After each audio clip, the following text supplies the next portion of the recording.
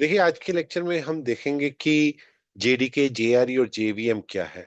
सबसे पहले अगर मैं जेडीके की बात करूं तो ये एक जावा डेवलपमेंट किट है। जब भी आप कोई प्रोग्राम बनाते हैं, वो चाहे आप विजुअल स्टूडियो कोड में बना रहे हैं या आप इक्लिप्स में बना रहे हैं, कहीं भी अगर आप सोर्स कोड लिख रहे हैं, इंटेलिजे में कर रहे हैं, नोटपैड में लिख रहे हैं, तो अगर आप प्रोग्राम लिख रहे हैं और प्रोग्राम को एग्जीक्यूट करना है, तो प्रोग्राम लिखने के लिए आपको जेडीके चाहिए और उसको एग्जीक्यूट करने के लिए ये यूज होता है सॉफ्टवेयर डेवलपर्स के।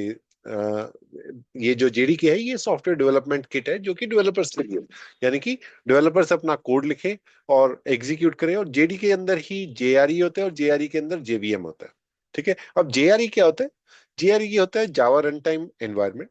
ये जावा रन टाइम एनवायरनमेंट क्या होता है? अगर मान लिया आपने सोर्स कोड लिख लिया, अब आपने उसको एग्जीक्यूट करना है, तो तब आपको जेडीके नहीं चाहिए। आप सिर्फ जेआरई इंस्टॉल कर सकते हो, क्योंकि अब आपने डेवलपमेंट नहीं करनी। तो जिस मशीन पे आपको अपना जावा का प्रोग्राम इंप्लीमेंट करना है, वहां पे आप जेआरई इंस्टॉल कर दो। इसके साथ कुछ सपोर्टिव जावा की लाइब्रेरीज ऑटोमेटिकली इंस्टॉल हो जाती हैं।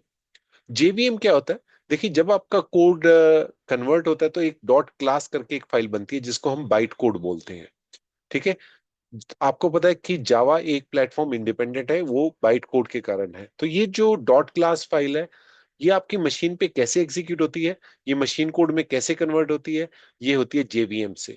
तो जेवीएम हर एक मशीन के लिए डिफरेंट होगा। यानी कि अगर आप विंडोज पे चला रहे हो तो जेवीएम दूसरा होगा, और लिनक्स सिस्टम पे चला रहे हो तो दूसरा होगा, मैक पे चला रहे हो तो दूसरा होगा। तो जेवीएम मशीन डिपेंडेंट होता है, ये आपकी बाइट कोड को लेगा और इसको एग्जीक्यूट करेगा।